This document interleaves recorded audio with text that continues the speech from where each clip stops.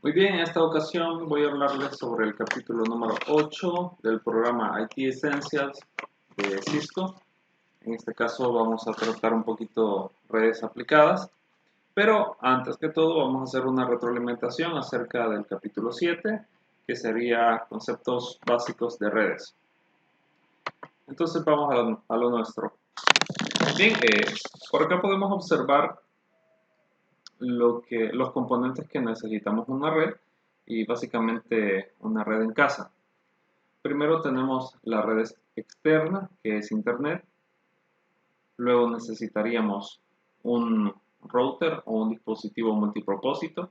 Normalmente estos dispositivos traen tres funcionalidades: modem, número 1, switch, número 2 y router, número 3. El router lo que hace es conectarnos a una red, en este caso nuestra red de área local, que está conformada por todos los dispositivos que están conectados en nuestra casa, conectarlos hacia la red externa, que sería el Internet. Luego el switch lo que nos permite es conectar varios dispositivos a través de Ethernet o a través de cable, y el modem lo que hace es pues lo que sería modular y demodular lo que sería la información que ingresa desde el Internet hacia nuestra red o desde nuestra red hacia el Internet.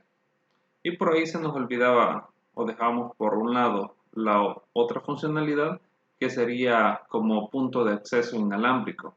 Estos dispositivos normalmente ofrecen una red inalámbrica a la que conocemos como Wi-Fi, para que se conecten dispositivos inalámbricos como computadoras, laptop, teléfonos, tablets, entre otras.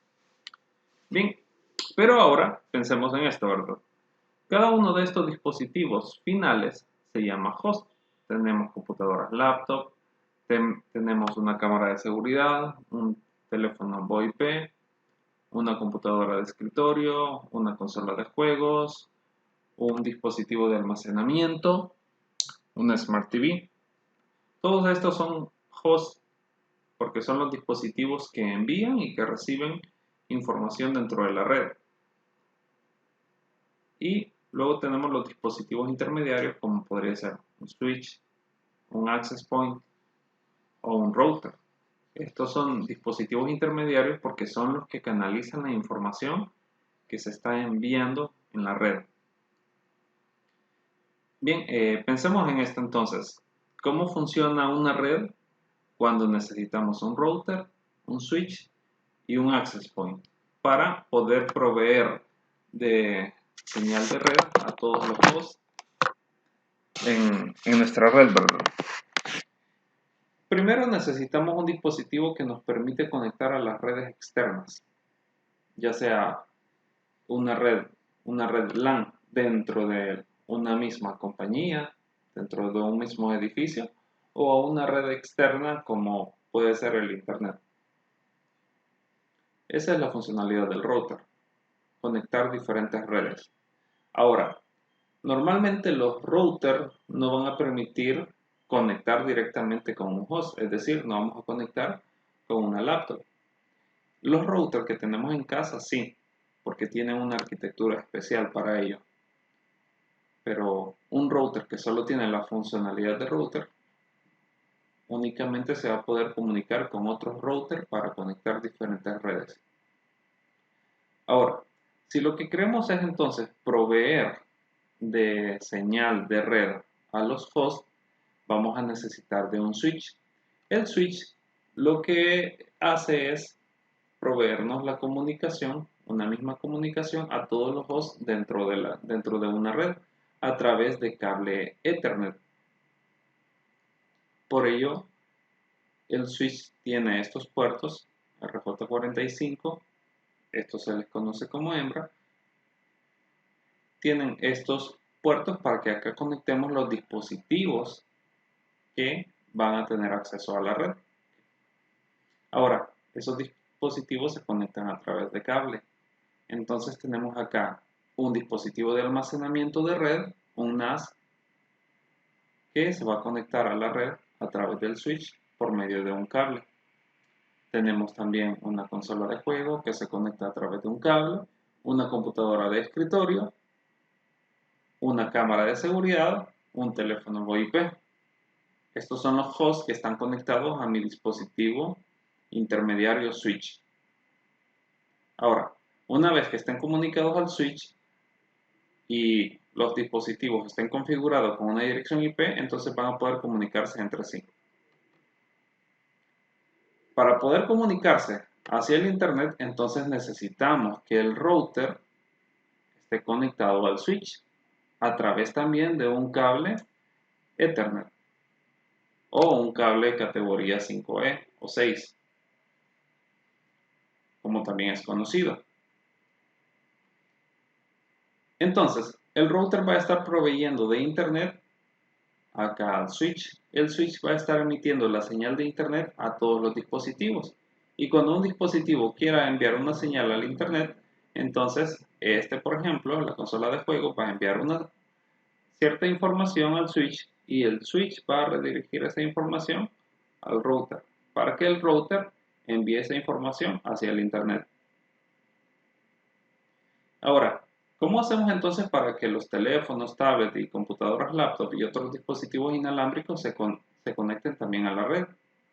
En este caso, vamos a necesitar de un access point.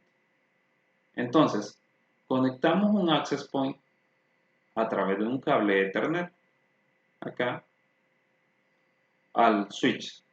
De tal forma que el switch va a estar enviando la señal al access point y también va a estar recibiendo la señal desde el access point para emitirle ya sea a los hosts de cable conectados por cable o al router para que lo comunique hacia el Internet. Entonces, tenemos conectados acá el access point al switch y el access point lo configuramos entonces para que emita una señal ya sea en abierta, sin clave o con clave, para que los dispositivos se conecten a esta red y puedan comunicarse a la red inalámbrica. Ahora, ¿qué tipo de cable necesitamos acá? Serían cables directos, porque estamos conectando dispositivos diferentes, ya sea 568A o 568B, en ambas puntas. ¿Sí? Pero para poder conectar el access point, como son dispositivos diferentes, entonces vamos a necesitar no son dispositivos diferentes, son dispositivos intermediarios, entonces vamos a necesitar un cable cruzado. Es decir, que en esta punta tenga la clave A y en la clave B. Igual con el router. Que en una de las puntas, en uno de los extremos, esté la clave A y en el otro la clave B. Bien,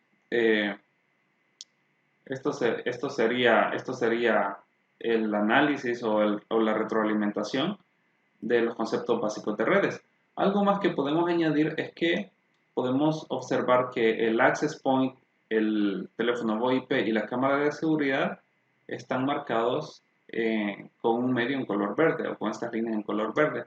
Si lo vemos acá, dice PoE y estos otros que están con las líneas grises dicen non-PoE. ¿Qué significa PoE? PoE significa simplemente Power over Ethernet, es decir, estos dispositivos no necesitan conectarse a un tomacorriente para tener energía, ya que el cable de red les va a dar la energía necesaria para poder encenderse. Igual con el teléfono VoIP y con la cámara de seguridad. Power over Ethernet, es decir, enviamos energía sobre el cable, energía que la está transfiriendo el switch. En cambio, estos otros dispositivos necesitan estar conectados a un tomacorriente. Eso sería la retroalimentación. Ahora vamos al tema de ahora. Sería el capítulo 8. Conexión de computadoras a una red. Vemos entonces cuáles son los objetivos. Primero, conectar una computadora a redes cableadas e inalámbricas. Estudiar también las tecnologías de conexión ISP. También explicar los conceptos de la nube y servicios de host conectados. Ver las técnicas de mantenimiento preventivo comunes utilizadas en las redes y el proceso básico de solución de problemas. Vamos a la primera, conexión de computadoras a una red. Bien, para poder conectarnos a una red necesitamos pues de una NIC o de una Network Interface Card, una tarjeta de red ya sea cableada o inalámbrica. ¿Cuál es la diferencia? En que esta que vemos acá se conecta a través de cable, tiene un puerto RJ45 hembra y este es una tarjeta inalámbrica y emite y recibe la señal a través de esta antena. Una vez que están instaladas cualquiera de estas tarjetas de red, los valores IP deben configurarse de forma manual o dinámica. Anteriormente veíamos en un video cómo configurar esto. Cuando nosotros tenemos configurado la interfaz de red en obtener una IP de forma automática, significa que hay un servicio de DHCP que está proveyendo las direcciones IP a todos los dispositivos de la red para poderse comunicar. Si no existe un DHCP, entonces vamos a tener que configurar de forma manual la dirección IP y posiblemente también los DNS, si en caso hubiese. También se pueden configurar algunas opciones avanzadas como la velocidad a la que va a trabajar esta tarjeta de red, duplex, la función Wake on LAN, que lo que hace es permitir encender una computadora desde la red, y la calidad de servicio QoS. Cuando nos conectamos a una red por primera vez, Windows activa o tiene activo el firewall, y el firewall normalmente posee tres perfiles: el perfil doméstico, trabajo y público. Entonces, cuando conectamos el dispositivo a la red, nos va a cargar esta ventana para preguntarnos qué perfil deseamos activar en el firewall. Si es una red en casa o red doméstica, esto significa que tenemos total confianza con todos los hosts de la red y por lo tanto el nivel de seguridad va a ser menor. Si es una red de trabajo, el perfil cambia y se incrementan los niveles de seguridad, o si por el contrario es una red pública. En este caso, el firewall activa el nivel máximo de seguridad. Conexión de computadoras a la red. Comando ipconfig. También veíamos cómo utilizar este comando. El comando ipconfig lo que hace o lo que nos permite es ver los valores de la configuración de direcciones IP en los diferentes adaptadores de red. Pleca-all muestra todas las configuraciones de todas las interfaces de red. Pleca-release lo utilizamos o lo vamos a utilizar cuando estamos trabajando con direcciones dinámicas. Release lo que hace es liberar la dirección IPv4 o IPv6 en caso de Pleca-release 6 para olvidar y liberar todas las interfaces de red de las direcciones IP que tiene configurado vía DHCP. Pleca-renew lo que hace es pedir que le renueven una dirección IP a los adaptadores de red que estén conectados vía DHCP. Pleca flush DNS lo que hace es purga la caché de resolución de DNS o elimina lo que serían los registros de DNS. Pleca register DNS actualiza todas las concesiones de DHCP y vuelve a registrar los nombres DNS. Estos últimos dos parámetros, Pleca flush DNS y Pleca register DNS, serán necesarios solo si estamos trabajando en una red que tiene servicios DNS. De lo contrario, no va a ser necesario. Configuración de router inalámbricos conectados por cable. Bien, por acá tenemos la imagen de un router. En este caso también tenemos un cable de red, que sería un cable Ethernet, categoría 5E o 6, con un puerto RJ45 macho, conectándolo a un puerto RJ45 hembra. Entonces, en este caso necesitaremos un cable directo, que en un extremo va a estar conectado a la computadora y en otro extremo va a estar conectado al router. Este router provee conexiones inalámbricas en modo de red utiliza el estándar 802.11. También se puede configurar el nombre de la red, el SSID, el canal y la seguridad inalámbrica, es decir, la clave que van a tener que escribir los usuarios para poderse conectar a la red. El canal es algo así como que si este router nos estuviese proveyendo varias carreteras y probablemente alguna de esas carreteras estén siendo utilizadas por muchos vehículos. En este caso estamos diciendo que esos canales están siendo utilizados por otros dispositivos que emiten señal inalámbrica, y entonces lo mejor será elegir aquella carretera que tiene menos tráfico para tener una mejor comunicación en nuestra red. Por defecto, el canal normalmente está en automático.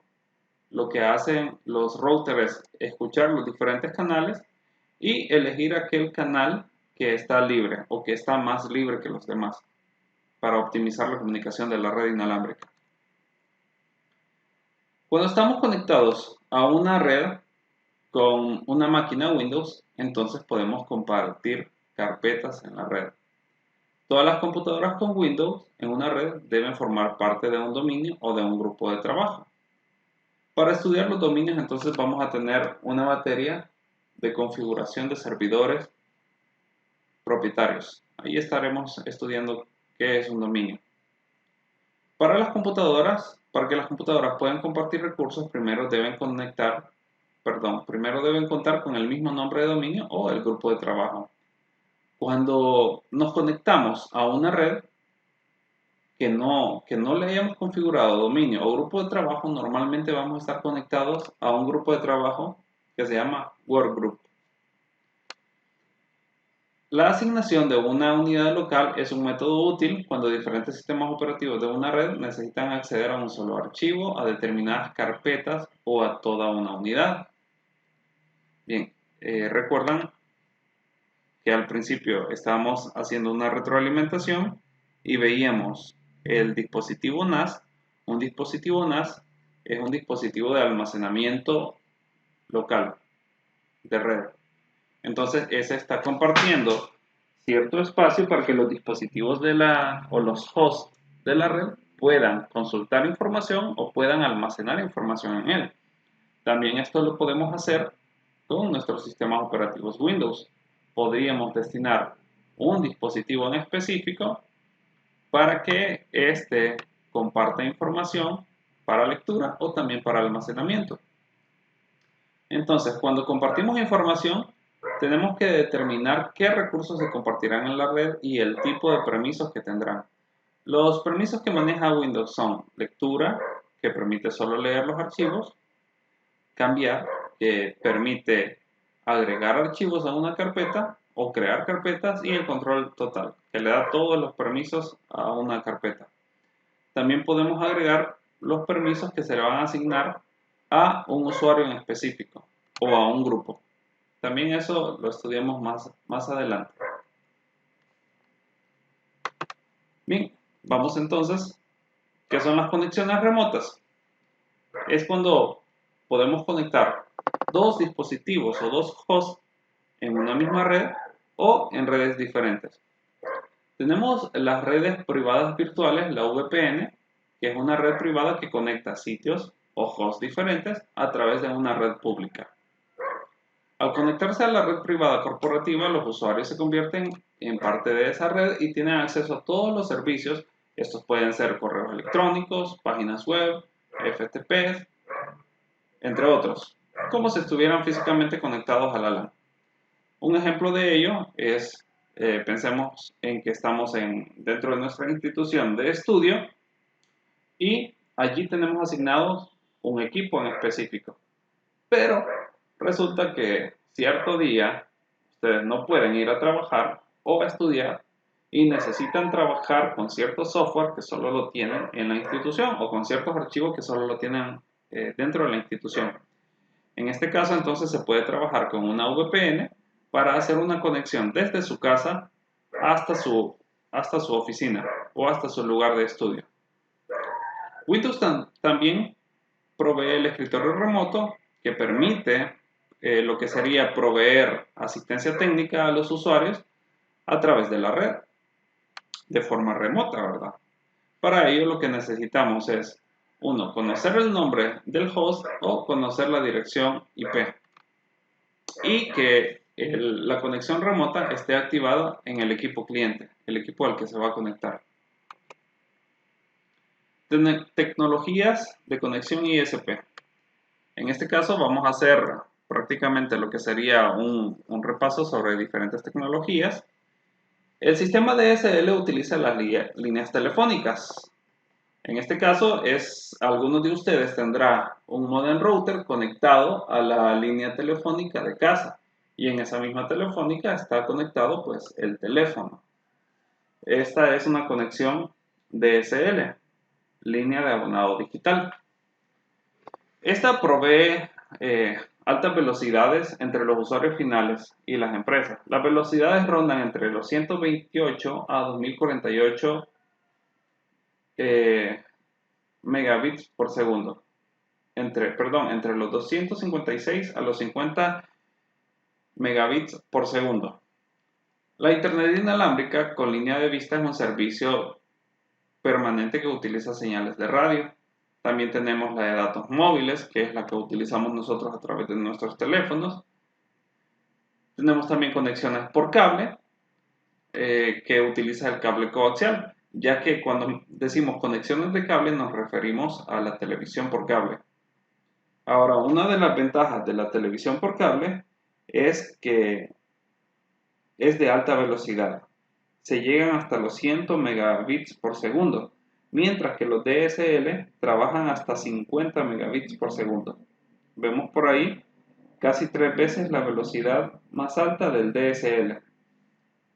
También tenemos conexión por satélite, que esta es cuando no hay cobertura ya sea de DSL o de cable en algún lugar, entonces se utiliza satélite y luego tenemos la última opción como banda ancha por fibra óptica, que son de velocidades mucho mayores a la de los DSL y de cable, incluso que de satélite.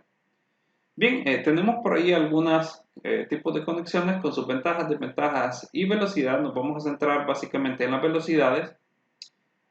Tenemos el DSL, que la ventaja es que hay bajo costo, igual también el cable. El costo es bastante bajo porque se está utilizando una infraestructura que ya existe. En el caso del DSL se está utilizando la arquitectura telefónica. No se está invirtiendo en nada más que un módem y el dispositivo multipropósito que vamos a conectar en casa. Conectamos entonces el módem al dispositivo multipropósito y luego ya vamos a tener conexiones desde 24 kbps hasta 100 mbps o 100 megabits por segundo. A través de cable también tenemos la ventaja que ya se está utilizando la infraestructura de cable que tienen las compañías, pero la ventaja de cable es que hay altas velocidades y tenemos por acá desde 27 kbps hasta 160 mbps. Pero tenemos por ahí una desventaja, que hay baja velocidad para subir archivos a la red. Luego tenemos la de satélite, que esta es más costosa que las otras tecnologías, ya que va a necesitar, aparte del satélite, cables y otros dispositivos para hacer la conexión a casa. Y las velocidades van desde los 100 Mbps en adelante. Además, la conexión por satélite tiene la desventaja que es afectada por la condición climática. Y por último tenemos la red celular, disponible solo para los usuarios móviles. Y en este caso tenemos diversas tecnologías, desde la 1G hasta la 5G que está saliendo. Y la velocidad van entonces desde los 20 kbps y depende entonces de la generación a la que nos conectemos. Tenemos también la WiMAX, que utiliza la tecnología 4G, siempre en móvil inalámbrico, y va desde los 70 mbps o megabits por segundo y tiene un rango de 50 kilómetros. Tecnologías de Internet. Centro de datos. Ahora, ¿qué es un centro de datos? Un centro de datos no es lo mismo que un centro de cómputo. Un centro de cómputo es lo que tenemos nosotros en instituciones de educación o en empresas. Un centro de datos es una instalación de almacenamiento y procesamiento ejecutada por un departamento de TI interno o arrendado fuera de las instalaciones. Ahora, en el medio se conocen, uno, dos, tres, al menos tres grandes proveedores que tienen sus centros de datos. Ellos son Google, Amazon y Microsoft. Ellos nos proveen diversos servicios y ellos tienen sus centros de datos. Un centro de datos es algo muy parecido a lo que está en esta imagen. Es uno o muchos edificios con muchos cuartos donde en cada cuarto tienen muchos servidores con muchos switches, muchos routers y por lo tanto muchos cables. También muchos UPS y mucho consumo de energía y por lo tanto también mucho uso de aires acondicionados. Bien, esto sería un centro de datos. Los que tienen o las compañías que tienen centro de datos pueden proveer lo que sería computación en la nube o simplemente servicios de nube. Los servicios de la nube utilizan centros de datos porque una nube necesita de muchos recursos de almacenamiento, de procesamiento de datos y de procesamiento de red. Existen tres modelos principales de servicio en la nube. Estos son SaaS, PaaS y IaaS. Software como servicio, plataforma como servicio e infraestructura como servicio. Un centro de datos nos ofrece lo que sería virtualización, es decir, nos podrían proveer una computadora virtual con ciertas características, por decir algo, un Core i5 con 32 GB de RAM, 500 GB de almacenamiento, en fin, eso sería virtualización con el sistema operativo que nosotros quisiéramos. Proveen computación en la nube, es decir, procesamiento de datos, redes de alta velocidad, software como servicio y también proveen la seguridad. Es decir, quien tiene un centro de datos son ellos los encargados de darle mantenimiento físico a todos los dispositivos. Si se daña un disco duro, pues dentro del centro de datos son los técnicos de TI los que van a cambiar ese disco duro o, en su defecto, robots. ¿Qué es lo que hacen las empresas? Las empresas contratan un servicio de nube, software como servicio. Esto es cuando se contrata, por ejemplo, una compañía necesita correo electrónico. Entonces hace un contrato de correo electrónico. No hace un contrato de data center, hace un contrato de correo electrónico. Y es en el data center que se encargan de proveerle todos los recursos para el servicio de correo electrónico, ya sea de hardware y de software. La compañía solo contrata el correo y el data center o los del data center se encargan de proveerle todas las configuraciones.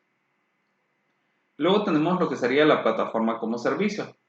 Esto es cuando, por ejemplo, se requieren herramientas de desarrollo.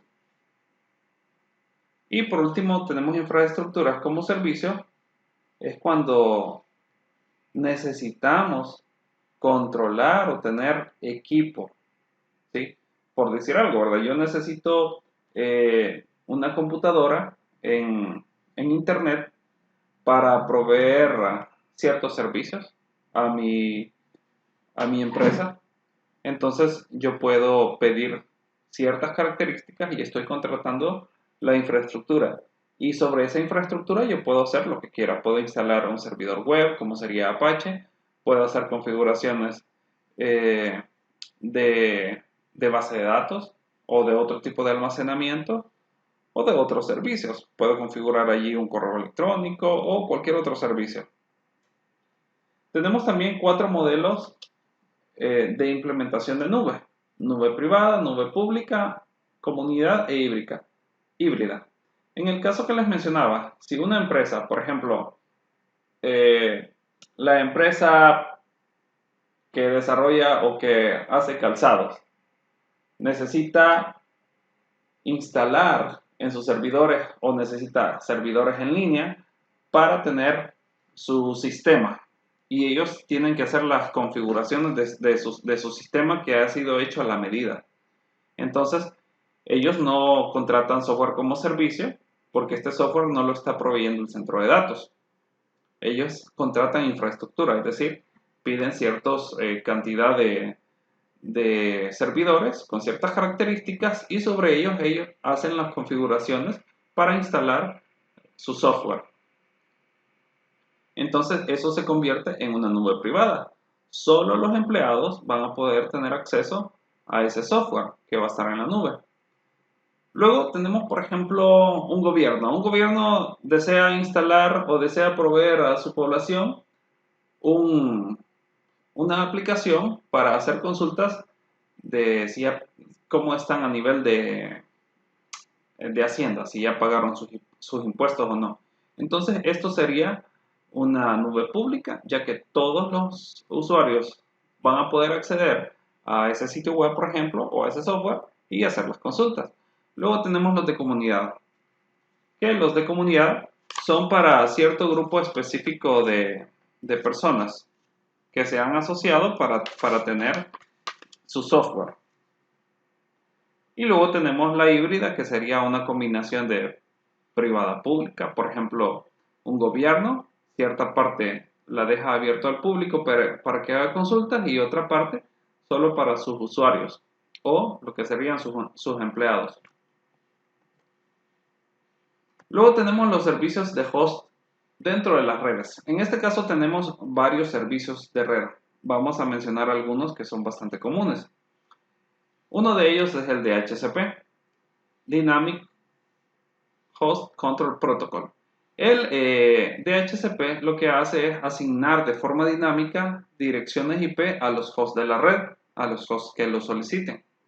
De esta forma no vamos a tener nosotros que estar pensando en configurar un dispositivo para que se comunique a la red. Es decir, tener que ir a ese equipo y asignarle una dirección IP, sino que el DHCP se encarga de ello. También tenemos el servicio de DNS, que lo que hace es resolver nombres fáciles para los humanos por direcciones IP. Así, por ejemplo, en la Internet nosotros tenemos múltiples sitios web. Estos sitios web están alojados en computadoras, en servidores. Para que una computadora o un servidor se pueda comunicar en una red, lo que necesita es una dirección IP. Pero nosotros no nos aprendemos las direcciones IP. Lo que nosotros conocemos son los nombres. Entonces el DNS lo que hace es resolvernos eso. Cuando nosotros escribimos, por ejemplo, cisco.com, esa solicitud va hacia un servidor DNS, consulta, hey, ¿quién es cisco.com? Y el servidor DNS responde, es la dirección 130.68.40.55. Y entonces nos dirige a esa dirección IP. Llegamos a esa dirección IP y lo que hace pues es resolvernos y resolvernos lo que sería la página web o el recurso solicitado y ya eso llegaría hasta nuestros equipos.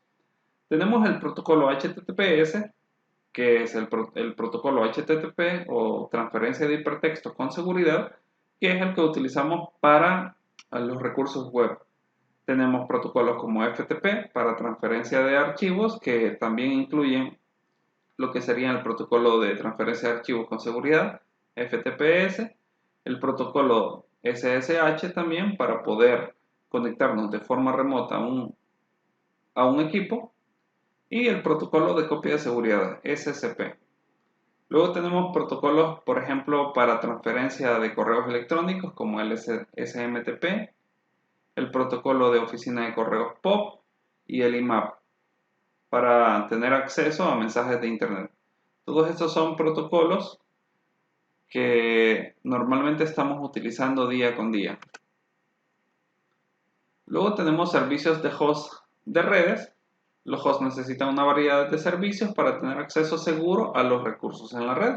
Entonces tenemos servidores de impresión, tenemos servidores proxy, que lo que hace un servidor proxy es uno, puede ser controlarnos a qué estamos accediendo dentro de la red y de repente prohibirnos el acceso a ciertos recursos en la red o permitirlo solo a ciertos usuarios, o también otra funcionalidad que tienen es almacenar en caché algunos sitios web, aquellos que son más consultados. Así, asumamos que uno de los sitios más consultados en una red es cisco.com, entonces el proxy almacena la página web en caché, y cuando un usuario dentro de la red quiere consultar ese sitio web, la caché o el servidor proxy lo que hace es consultar si ha habido un cambio dentro del servidor, dentro de esa página web, cisco.com. Si ha habido un cambio, pues hace la consulta. Y si no, pues el proxy nos devuelve el recurso que tiene ya en caché para hacer un poco más rápido la transferencia de datos dentro de la red o hacer más rápida la carga de la página web. AAA es un modo de controlar quién tiene permitido acceder a una red o autenticar, también controlar lo que las personas pueden hacer, en este caso autorizar, y qué acciones pueden realizar, contabilizar. También tenemos sistemas de detección de intrusión, que son los IDS. Estos supervisan de forma pasiva el tráfico de la red a medida que los sistemas de prevención de intrusiones pueden detectar y abordar inmediatamente un problema de la red.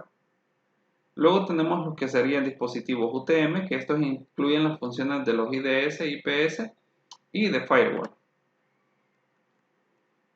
Técnicas de mantenimiento preventivo. Una de las buenas prácticas es estar revisando el estado de los cables, los dispositivos de red, servidores y computadoras. Asegurarse que estos estén limpios y que estén funcionando correctamente. ¿Qué revisamos en una red? ¿O qué revisamos en los cables, por ejemplo? Nos aseguramos que todos los dispositivos tengan conexión. Nos aseguramos que los cables estén bien conectados. Nos aseguramos que los puntos de red, es decir, lo que sería el RJ45, está bien ensamblado en cada extremo. Y también que los RJ45 hembras están bien colocados pues donde han sido instalados. Para ello pues se debe idealizar un plan para realizar la limpieza o el mantenimiento programado. También informar al administrador de redes si se advierte de algún problema. Proceso básico de solución de problemas. Primero, identificar el problema. Para eso tenemos que saber qué es lo que está sucediendo. Número 2, establecer lo que sería una teoría de posibles causas. Luego poner a prueba la teoría para determinar la causa y por último establecer un plan de acción para resolver el problema e implementar la solución. Si lo logramos solucionar, entonces lo podemos documentar. Si no lo solucionamos, entonces regresamos a establecer una teoría o incluso a identificar el problema.